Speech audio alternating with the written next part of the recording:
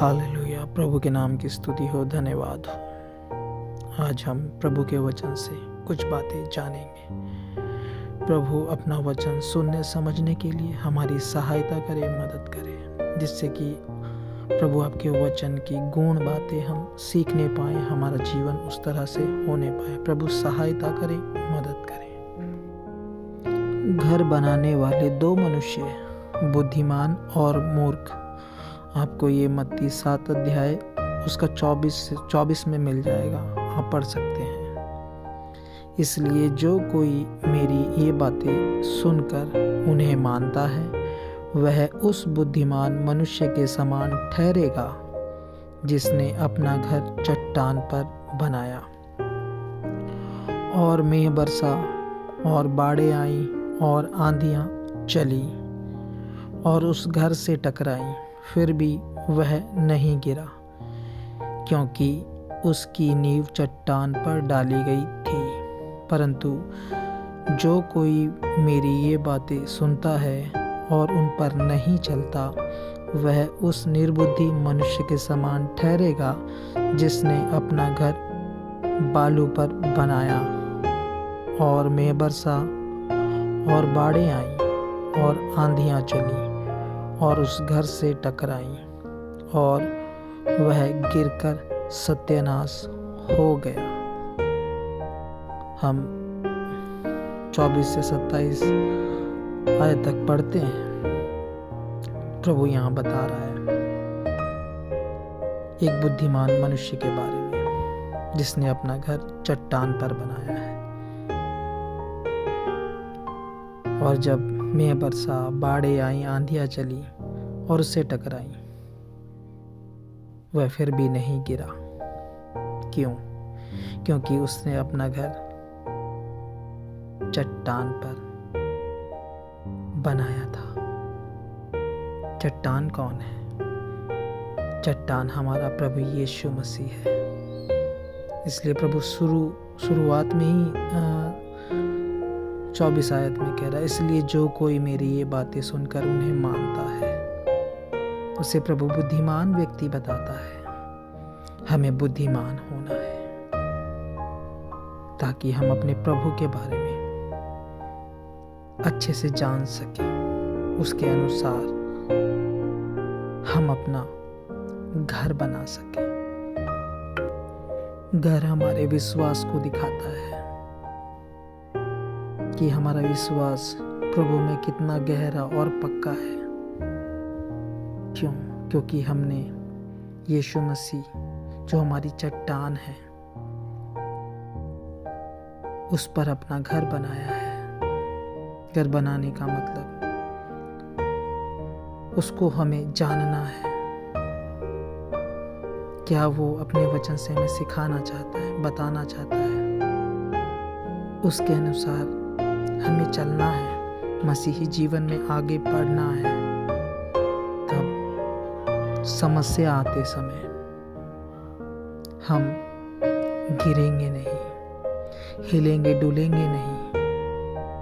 हमारा विश्वास प्रभु में स्थिर रहेगा। हम नीचे पढ़ते हैं उस निर्बुद्धि मनुष्य के विषय में, जिसने प्रभु की बातें सुनी पर उस पर चला नहीं। तो उसके साथ क्या हुआ? उसका घर गिर गया, गिरकर सत्यानाश हो गया। आज हम मसीह जगत में देखें, बहुत लोग विश्वास में निकल करके आते हैं। उनके जीवन में कुछ चिन्ह चमत्कार होते हैं, प्रभु अद्भुत कार्य करके देता है। हम उसी को, थोड़े समय की खुशी को सब कुछ मानकर चलने लगते हैं और अपना जीवन वैसे ही बिताने लगते हैं जैसे संसार में और लोग बिता रहे हैं, वही सब कुछ। लेकिन प्रभु कहता है, मेरी बातें ध्यान से सुनो, अपने जीवन में उन्हें लाओ, तभी परिवर्तन आएगा, तभी बदलाव आएगा, तभी आप अंदर से मजबूत होने पाओगे। आप सत्य को जानोगे, सत्य आपको स्वतंत्र करेगा, हर एक विषय के बारे में निरुत्तर करेगा। फिर हम उस बुद्धिमान मनुष्य के जैसे ठहरेंगे, जैसा प्रभु भी बता रहा है। हम पहले जब हम प्रभु को नहीं जानते थे, हम संसार के अनुसार चलते थे, पाप के अनुसार, अंधकार के अनुसार चलते थे। लेकिन प्रभु का वचन हमें बताता है, हम रोमी में पढ़ सकते हैं, तुम्हारे मन के नए हो जाने से तुम्हारा चाल चलन भी बदलता जाए। पहले हम बुराई के लिए बुद्धिमान थे और भलाई के लिए भोले थे। लेकिन जब हम प्रभु में आए, हमने प्रभु का वचन सुना। प्रभु का वचन कुछ इस तरह से कहता है, रोमी अध्याय 16 और उसका 19 में लिखा है, तुम्हारे आज्ञा मानने की चर्चा सब मनुष्यों में फैल गई है, इसलिए मैं तुम्हारे विषय में आनंद करता हूँ। परंतु मैं यह चाहता हूँ कि तुम भलाई के लिए बुद्धिमान, परंतु बुराई के लिए भोले बने रहो। प्रभु हमें यहाँ बता रहा है, अब जब हम प्रभु का वचन सुनते, हमें भलाई के लिए बुद्धिमान बनना है और बुराई के लिए भोले। जैसे कुछ हम जानते ही नहीं, लेकिन जहाँ भलाई की बात है, सच्चाई की बात है, वहाँ हमें बुद्धिमानी के साथ चलना है। हम दुनिया में देखें, लोग गलत काम करके कितना सफाई से निकल जाता है वो व्यक्ति, हम उसको बोलते कितना स्मार्ट व्यक्ति है, कितना चतुर व्यक्ति है, देखा धोखा देके यूं ही निकल गया। लेकिन असल में सच्चाई ये है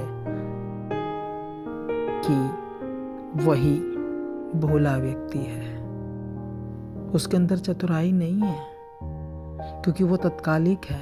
कुछ दिनों के बाद जब सच सामने आएगा तो उनको दुख उठाना पड़ेगा। इसलिए जो समझदार व्यक्ति होता है वो विपत्ति को देख करके अपना चाल चलन या अपनी गलती को सुधारता है और उसके अनुसार फिर चलता है। जैसा हम भी पहले पाप और बुराई में जीवन बिताते थे, उसी के अनुसार चलते थे।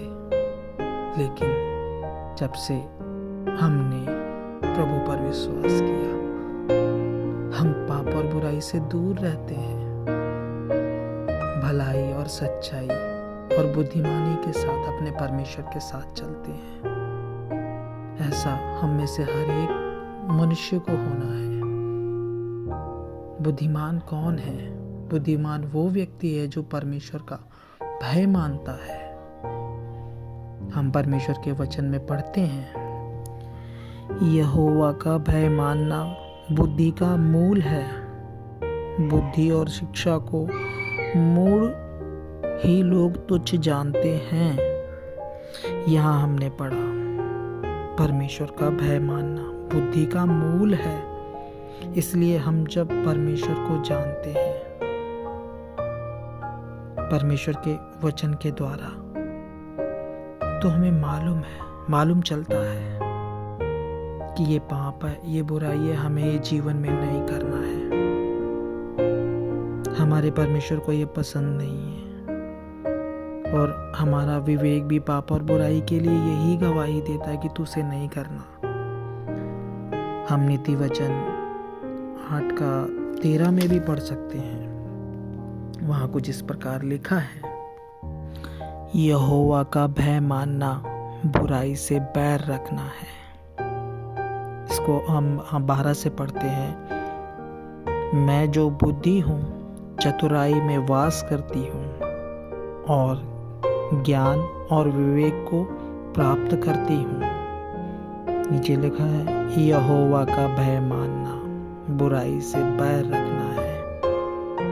घमंड, अहंकार और बुरी चाल से और उलट फेर की बात से भी मैं बैर रखती हूँ। ये बुद्धि बोल रही है कि इन सब बातों से मैं क्या रखती हूँ? बैर रखती हूँ। तो जिस व्यक्ति के अंदर ये सत्य आता है, यीशु मसीह आता है, जो मार्ग सत्य जीवन है, उसके अंदर ये बदलाव आता है। वो पाप और बुराई को अपने जीवन में एक घृणित वस्तु की तरह देखता है। जैसे आपने कोई बहुत गंदी वस्तु देखी हो और उसको देखकर आपको उल्टी आती हो, आपको उससे घृणा आती हो, ऐसे ही एक विश्वासी के जीवन में अगर ये आ रहा है तो सच में वो परमेश्वर का भय मानता है। वो बुराई से भय रखता है, वो भलाई से प्रेम रखता है, वो सच्चाई से प्रेम रखता है। इसलिए हम जितनों ने भी प्रभु के द्वारा उद्धार पाया है, हम प्रभु को जानते और समझते हुए उनके पीछे चले। उनके वचन में जो हम लोगों को दिया एक एक बात हम अपने जीवन में लागू करें, ताकि प्रभु हमारे विषय में जो वचन में लिखी हुई बात है वो पूरी होने पाए। वह उस बुद्धिमान मनुष्य के समान ठहरेगा जिसने अपना घर चट्टान पर बनाया, और मेघ बरसा और बाढ़ें आई और आंधियां चली और उस घर से टकराई, फिर भी वह नहीं गिरा क्योंकि उसकी नींव चट्टान पर डाली गई। चट्टान पर डाली गई। यीशु मसीह को हमें जानना है, गहराई से हमें जानना है, तब एक एक ईंट एक एक पत्थर हमारे जीवन में जो काम होता है प्रभु का, उसको जब हम अनुभव करते हैं प्रभु में और हम बलवंत होते हैं, उसी के अनुसार हम प्रभु में बढ़ते जाते हैं। तब फिर कोई भी समस्या जीवन में आए, हम गिरेंगे नहीं, हिलेंगे डुलेंगे नहीं, निराश नहीं होंगे, हताश नहीं होंगे। इन दिनों जिस किसी के भी जीवन में ये जो हम दूसरे व्यक्ति के बारे में पढ़ते हैं, निर्बुद्धि व्यक्ति जिसने अपना घर बालू पर बनाया, मेघ बरसा, बाढ़ें आई, आंधियां चली और उस घर से टकराई, वह गिरकर सत्यानाश हो गया। बहुत से लोग निराश बैठे हैं, ऐसी अवस्था में बैठे हैं। प्रभु उनसे बात करना चाहता है, प्रभु उन्हें उठाकर दोबारा खड़ा करना चाहता है। प्रभु चाहता है कि वो मन फिराएं। प्रभु चाहता है प्रभु को जाने, विश्वास करें, उनके साथ साथ चले। नया बनाना चाहता है प्रभु, उनके जीवन में काम करना चाहता है प्रभु। वो निराश और हताश होकर ना बैठे या ये ना सोचे मेरे जीवन में अब कोई आशा ही नहीं रही। वो आशा देने हमें आया है। हमारी आशा कभी टूटने नहीं देना चाहता। वो हमारे पापों के लिए वो मरा, बलिदान हुआ है। हमारे सबके पापों के लिए उन्होंने कीमत दी है। वो हमें बनाने आया है, गिराने नहीं आया। वो चाहता है कि आप जीवन में जो भी कोई समस्या, विपत्ति, परेशानी या कष्ट आया, आप उससे सीखें और जानें कि ऐसा क्यों है। आप जानेंगे तो प्रभु आपकी सहायता, मदद करेगा, आपके जीवन में बदलाव आएगा। आप उस चट्टान पर, उस नींव पर अपना घर बनाने पाएंगे। आपके जीवन में वो खुशी, आनंद, शांति दिखाई देगी। प्रभु आपकी सहायता करे, मदद करे। आप निराश ना हो, आप हताश ना हो। परमेश्वर चाहता है कि आप बुद्धिमान बने। परमेश्वर चाहता है आप समझदार बने। परमेश्वर चाहता है कि हम जो संसार में पहले की तरह, जो विश्वास में नहीं थे, पाप और बुराई में जीवन बिताते थे, उससे फिर कर प्रभु को जानते हुए, प्रभु की भलाई अनुभव करते हुए अपने जीवन और चाल चलन को बदले और प्रभु की इच्छा के अनुसार चले। प्रभु आप सभी लोगों को सहायता मदद करें। इस वचन के लिए हम प्रभु को धन्यवाद देते हैं। प्रभु ने इस वचन के द्वारा जो भी हमें बताया है, सिखाया है, उसके अनुसार हमारा जीवन होने पाए। प्रभु हम में से हर एक पर आपकी दया, आशीष, अनुग्रह बना रहे। अंत समय निकट है, प्रभु का आमद बहुत निकट है। हम जल्द से जल्द प्रभु के लिए तैयार होने पाए। जो बातें जीवन से हटानी उन्हें हटाएं, जो बातें जीवन में लानी उन्हें लागू करें। एक आयत है, वो पढ़ते हैं हम, रोमी 12 अध्याय उसका 1 से। इसलिए हे भाइयों, मैं तुमसे परमेश्वर की दया स्मरण दिलाकर विनती करता हूँ कि अपने शरीरों को जीवित और पवित्र और परमेश्वर को भावता हुआ बलिदान करके चढ़ाओ। यही तुम्हारी आत्मिक सेवा है। इस संसार के सदृश्य ना बनो, परंतु तुम्हारे मन के नए हो जाने से तुम्हारा चाल चलन भी बदलता जाए, जिससे तुम परमेश्वर की भली और भावती और सिद्ध इच्छा अनुभव से मालूम करते रहो। हाँ मेरे भाइयों, अपने शरीरों को पाप और बुराई की मरी हुई दशा में नहीं प्रभु, परंतु अपने शरीरों को सच्चाई, विश्वास और भलाई के कामों से जीवित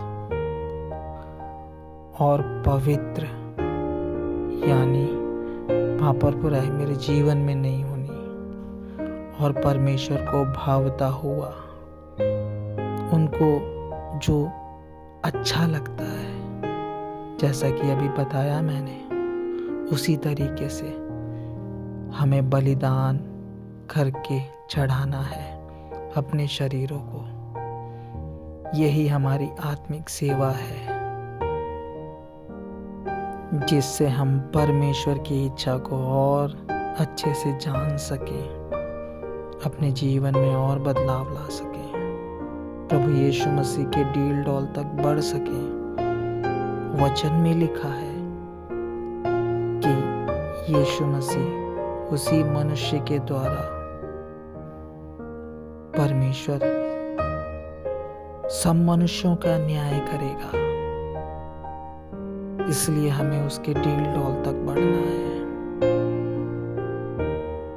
इसीलिए प्रभु हम हर एक को प्रभु यीशु मसीह के कद तक बढ़ाए, उनके जैसे होने के लिए हमारे जीवन में कार्य करे। हाँ मेरे भाइयों, हमें उसी प्रकार से होना है। प्रभु हम में से हर एक को सहायता करे, मदद करे, और इस वचन के द्वारा जो प्रभु ने आज हमें दिया, आशीषित करे। हम सभी के जीवनों में प्रभु यीशु मसीह के नाम से बदला हुआ है। परमेश्वर पिता की इच्छा पूरी हो। इस वचन के लिए मैं प्रभु को धन्यवाद देता हूँ। सुना गया वचन हम सबके जीवनों में आशीष का कारण ठहरे। सारी आदर और महिमा प्यारे पिता आप ही को मिले। इस विनती प्रार्थना को अपने उद्धार करता प्रभु यीशु मसीह के नाम से मांगते हैं, आमीन। इस वीडियो को ज़्यादा से ज़्यादा लोगों के साथ शेयर करें, ताकि वो लोग भी परमेश्वर का वचन सुनने पाएं और आशीष पाएं।